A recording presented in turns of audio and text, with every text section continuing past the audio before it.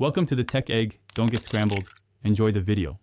You start inside Instagram, open direct messages, and pick the conversation you want. Once done, make sure the person or group is correct. You don't want to send voice to the wrong chat. Now press and hold the microphone icon beside the text box to begin recording. You should feel comfortable speaking at normal volume. The app captures until you release. If you need to cancel quickly, slide your finger away from the mic while holding to discard the take. You'll record by holding the mic, speak clearly, and pace yourself. Once recorded, releasing sends immediately, so pause before letting go if you need breathers. For longer messages, tap the lock icon that appears after you start recording to switch to hands-free mode. This lets you continue without holding the button.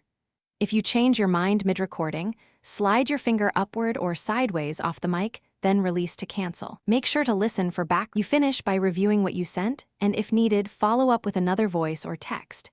If your recording won't start, check that Instagram has microphone permission in your device settings and that other apps aren't blocking access.